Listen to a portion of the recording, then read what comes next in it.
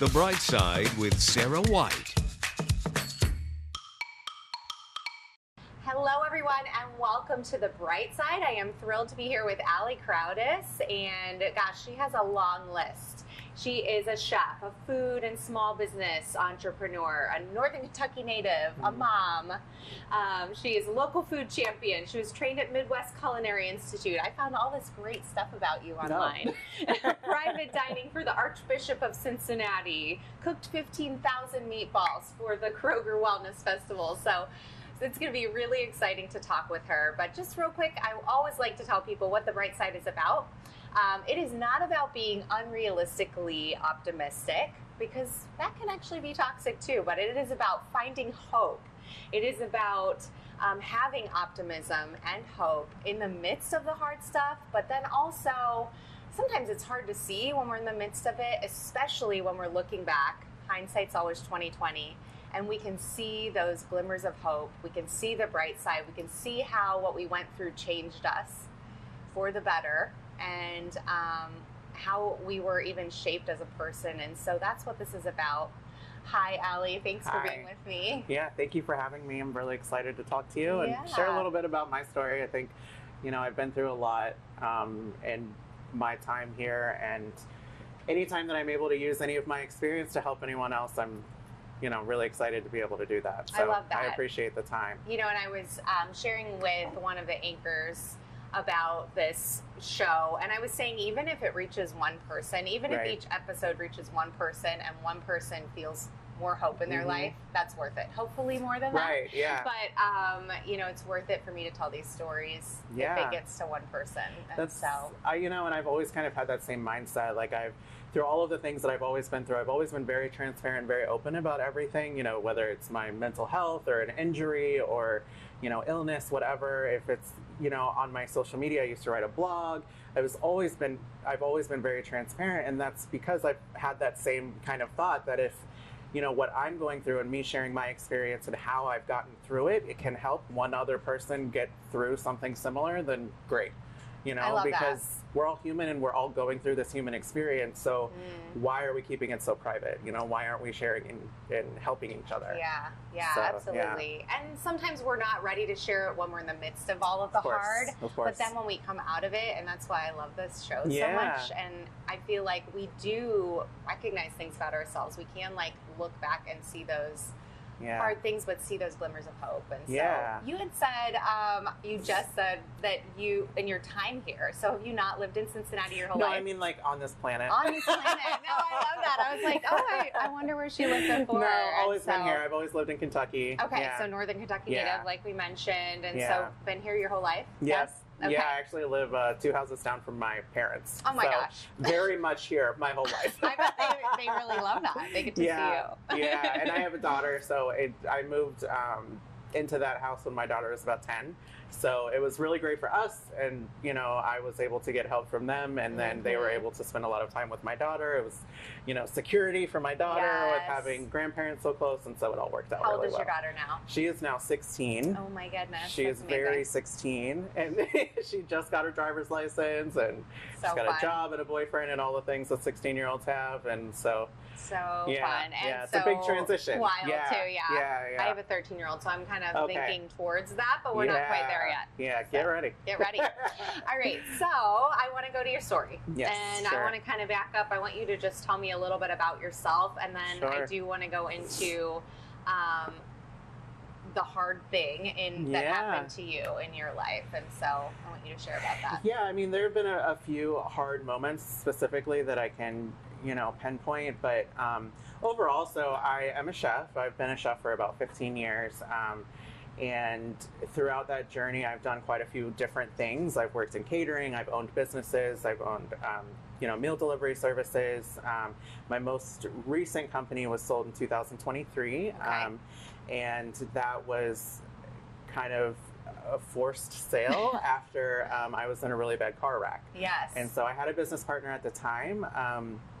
And we were in the midst of a transition within that structure of, she was kind of ready to do something else. And so we were already in a position of figuring out the next step. Okay. And so at that time, I went to a meeting And then on my way home from the meeting, I got into a car wreck and broke my wrist. Yeah. And as a chef, breaking your dominant wrist is kind of the worst thing you could possibly do. Yeah. So it was one of those things. I was completely burnt out, and I was so exhausted at the time from running this business and also trying to figure out what was the future of the business and what is, what are we doing? And I quite literally just sat back in my seat in my car with everything steaming and smoking and all the things, that I looked down at my wrist and then see how broken it was. And I was just like, okay, like just said it out loud, because I'm like, what else am I going to do? Right. So I ended up having a 6-inch plate and 12 screws put into my arm. And so it was, so this was not a minor break. Yeah, either. it was. This was pretty major. It was a lot, and so it turned into a much larger situation than I expected. And so, and what I really wasn't prepared for was the mental toll that it took. Okay.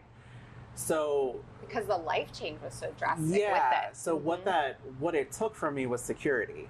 What it took from me was consistency, and it took the years that I had built, or I had spent building a career, and I had spent building, financial security, and I had spent building safety and for my child, and my home, and all of these things, and then everything was just taken away. And I was like, oh crap, I'm a chef, I don't know what else to do. What?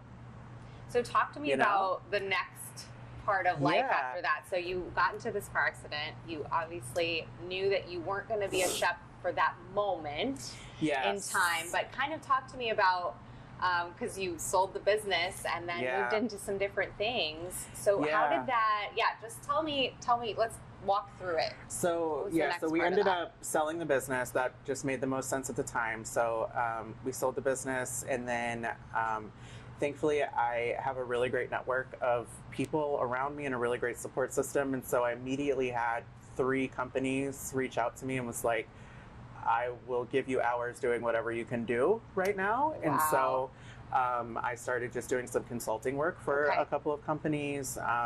And then as my capacity grew with my injured arm, I started to work a little bit more. And so I think at that time I probably had 4 jobs, because I was just like, part of it was because I don't like saying no to anything. So if someone asked me to do something, I'm like, absolutely, I can definitely do that. Yeah, sure. And then also because of that, that fear that hit me so hard when the wreck happened, I was in this moment of panic that I didn't realize that I was in. And so in my head, I was like, I have to work every moment that I'm awake and I'm available to work, because the bottom could drop out at any time. Wow. And so I put myself into a news cycle that I didn't recognize, and I was just working myself to absolute death. And so I was working a ton of hours, still trying to be a chef, because I was like, this is what I do. Yeah. So I got back into the kitchen and ended up working for the company I sold my company to, because she went on maternity leave shortly after she bought my company. So I was like, I'll just run your business while you're gone for a bit. So that worked out for a while. And then I kind of started to fall apart. Yeah, so that's what I wanted to talk about, because obviously what you were saying, that's not going to have longevity, right? And and it took me a bit to get there, because I'm like, well, I'm working, I'm doing it. This is what we do, we just move on. Especially if life you're that moves kind of person, on. Yeah. I'm that kind of person too. I'm you're like a doer. You have to do Mm-hmm. things. And so, but then I started to fall apart, and I was like, okay, this is not real. This isn't sustainable. I can't do this. And so, and on top of that, I was in an incredible amount of pain. So oh my gosh, okay. I went back to my surgeon and I was like, hey, I'm in a lot of pain. So we did a lot of images and stuff. And he was like, the images don't show me any reason why you should be in pain. So that tells me the more it's just that usage. Like it's, and I was like, yeah, so using it is kind of my whole job. Wow. So at that point, I had to make a decision about my career. Okay. So take me into your thought process there. So that's when I had to decide, like, longevity of my life and my quality of life versus right now I want to be a chef. Right. And so I had to look at the fact I have a kid. It's not just me.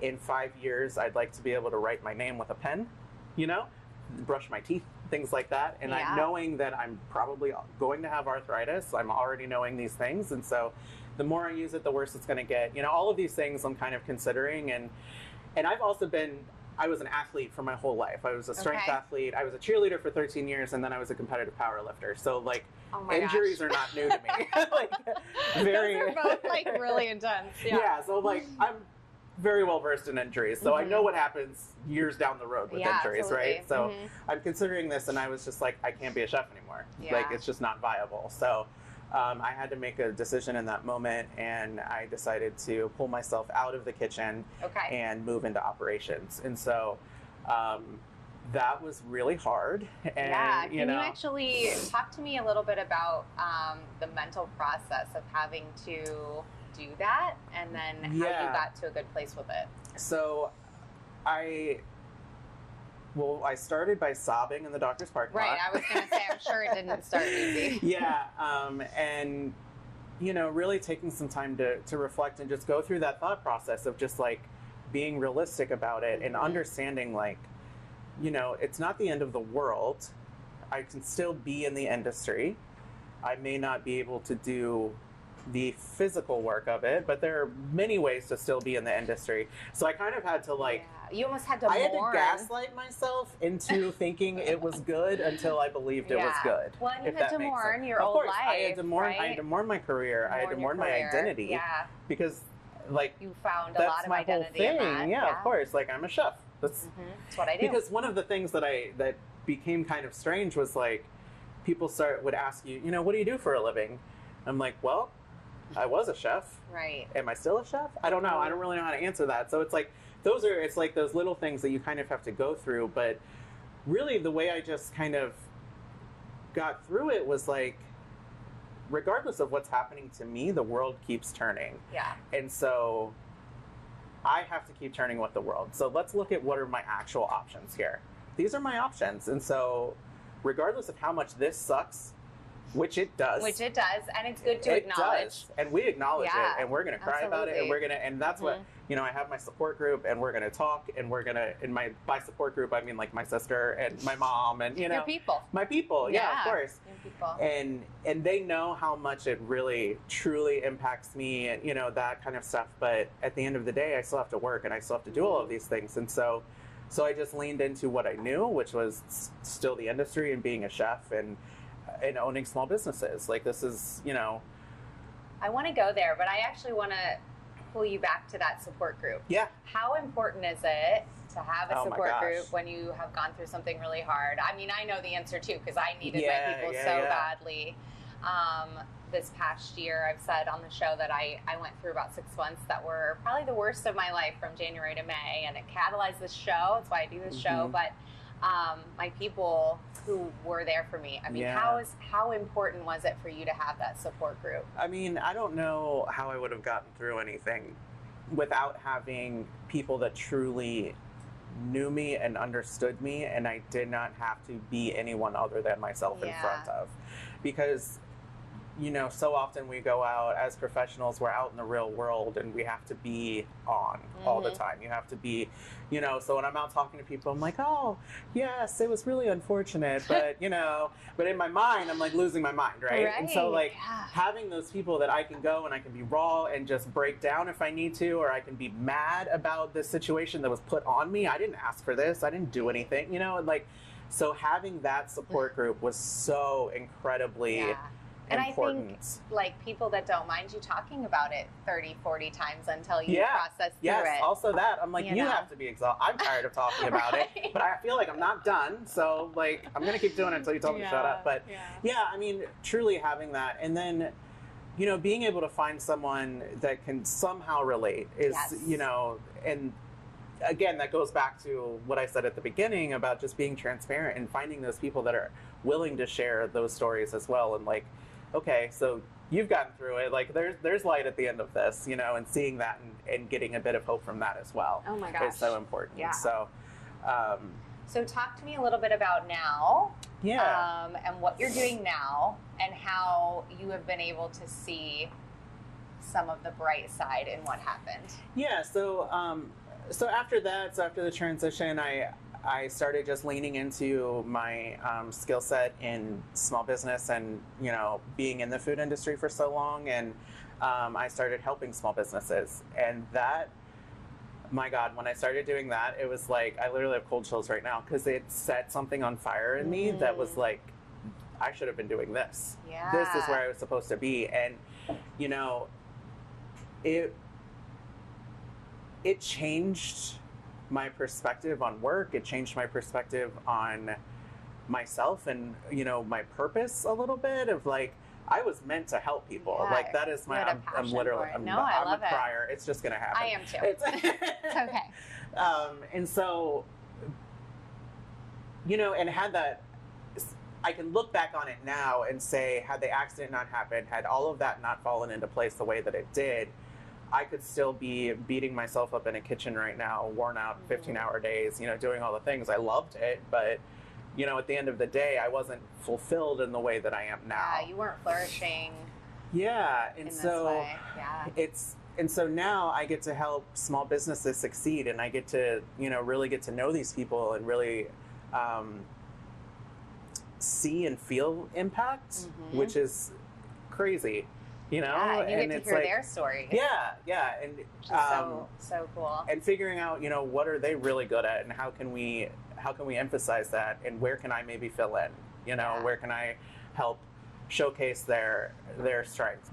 So when you were talking, you mentioned how helping people was when you were really able to thrive, and I feel like it is kind of uniquely American or uniquely first world to kind of be, for ourselves, very individualistic. Yeah. But it truly is when we bring people into our circle, it's when we feel that sense of community, when we feel that sense of purpose. Yeah. Like you just talked about. Can you speak to how that, I really feel like this is really your bright side. It really is. Can you talk about that a little bit more and how you felt purpose in that?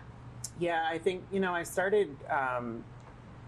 I started doing some work at the Incubator Kitchen Collective, which is where I started both of my businesses. And so I transitioned into a role there, and I was running the kitchen there. And so I was helping the businesses, I was helping them start, I was helping them grow, and helping, and seeing how I was helping them was actually helping. You know what I mean? Because it's like, for so long, you just do what you know how to do. And it's like, well, I think I know what I'm doing. I think this is right. And then like seeing it in practice is something completely different. And then you're actually able to see them put it into practice and you're seeing results. And you see, and then it's like, it's that, that ripple effect, it's like you can teach someone, it's teaching someone to fish, kind of like you teach someone and then they can teach someone and then they can teach someone. And so it's like seeing that in real time happen in that kind of community was so, it was just such a cool thing. And so taking that experience and I'm like, this is what I need to do. Like, I know that's what I want to do. And so now moving into the space where I am now, I'm no longer at the kitchen, but building a consulting business, because it's like I don't even feel right calling it a consulting business. Like I don't want to be a stuffy consultant. Like I just want to go help people. Business. Like I just want to help people. At point, I guess I have to make money at some point. I don't know. I'm not good at making money. I just like helping people. But it's like that's what I really found in that. It's like I really found where I need to be, and that's in that space and like in that realm of service. And I think it's something that I always knew. But I didn't really know how to get there, if that makes sense. Yeah. I actually found, my mom brought up like a bunch of writings and things from when I was young. And I had, there was something from when I was 10 years old that I wrote about a project I wanted to do because I recognized that there was a need for nourishing meals for underprivileged kids in my school when I was 10 years old. It's amazing. And I was like, obviously I have no recollection of writing this or like anything from when I was 10 years old, but I was just like, it's always been there. You know what I mean? And it's like, but it takes something catastrophic sometimes to get back to where you really should be. You know? It really does. And it's sad that sometimes it takes that, but I feel like when we go through something really hard where we're kind of, really struggling. I know you said you struggled with your mental health when I went through what we went through earlier in the year. Like, I say I was like in survival mode. Oh, yeah. I felt like I was barely keeping my head above water. And now I can look back and say, I can even say, like, I'm actually glad that I went through it. Because Oh, yeah. now, even so soon after, I mean, there's just been so much good that came out of going through that really difficult thing. And so I want you to actually speak to someone right now who is in the middle of it all. They feel like they are barely keeping their head above water. They're in survival mode. You know what that feels like right after you had your accident. It was a struggle. What would you say to them, and how can they get to their bright side? Man, I would just say, when not even a day at a time, a moment at a time, you know, and take it at your pace. Everything has to be at your pace. There's no right or wrong way to handle a tragic or catastrophic situation. There's no right or wrong way to grieve. There's no right or wrong way to process through, really impactful situations in your life. And you have to give yourself the space to actually process through. That is a mistake that I made, that I will tell everyone I made, and I want people to learn from, is to give yourself the space to truly process through, because it took 2 years for me. Yeah. Like, I probably just recently got to a point that I could say I'm no longer in survival mode. I love that and too. And it's also important to remember that it's kind of in stages. Like, of course, I have recognized, like, I'm doing so much better, but I still need to process a lot of stuff that happened, and I still need to go back to my therapist and work through some more things. Yeah. And so utilize the people around you, whether it's a therapist or a person that you talk to, or a community, that you have, like, utilize those people to process. Yeah, that would be the next thing too. Lean into your community, ask for help. And that's another thing I had to learn. I'm not one that has ever been quick to ask for help by any means. And I'm usually the one that wants to help. I don't want to ask for help. And so, but when you're in that place, you have to just let people help you, because people want to help. They truly do. And lean into your community, lean into your resources, ask for help, and just let the time take the time that it needs. It just, you can't rush it. Walk around it. You have to walk through it. Yeah, you have to get through it. Because if you walk around it, you'll have to walk through it later. Truly. And the other really, really important thing for people to remember that is really hard is the world keeps spinning. Regardless of where you are and what you're doing, the world continues to spin. And so it's very important to keep our minds in our world and not project our world onto other people. Oh, that's so interesting. Because I think it is. Talk about that more. It's so easy for us to say, like, my life is not in a good space right now. I'm going through this hard thing, and, like, how dare you have a good time right now? And holding that is going to make it so much worse for you. Sorry for the microphone. But you're good. You know what I mean? Like, and that's something, my daughter and I talk about it a lot, or not a lot, but sometimes, like, our mental health is our responsibility. Our situation is our responsibility. And it's our responsibility to ask for help. It's our responsibility to lean into our community and to control that. The world is going to keep doing what the world does, and it's going to keep moving on. And we can't be mad at the world for moving on. Oh, that's so true. So, that's good. It's keeping that perspective of, my world is the world right now, but my world is not the world for the rest of the world. Yeah, and to remember that in the future, your world is going to to feel very different too. I think that's another important key, is that the way you feel right now isn't always how you're going to feel. Yes, and then it also helps you build compassion for other people that are in that space. So when you move through your tough time, and you're back into just the cycling of the real world, and you're over here and other people are having a tough time, you're probably going to have a little more compassion for them, and you're going to have more empathy for them, and more patience for someone that might be a little snarky because they're going through it. And it's like, all right, well, you're going through a tough time, that's all right, we can, and but it's just, you have to let yourself experience it, but keeping that perspective and keeping that open mind of, like, everything I'm feeling, no, everyone isn't feeling that. you know? And so I think that's really important. But yeah, the biggest thing is just let the time pass as it does. Yeah. Like, don't rush it, ask for help, and just try to keep your brain. Yeah, one of the things I actually would say to myself continuously over that difficult time was the next best thing. Yeah. I would just say, okay, I'm going to do the next best thing. And that's kind of similar to what you said with let the time pass, how it needs to. And all I could do at that moment was the thing that was in front of me. Yeah.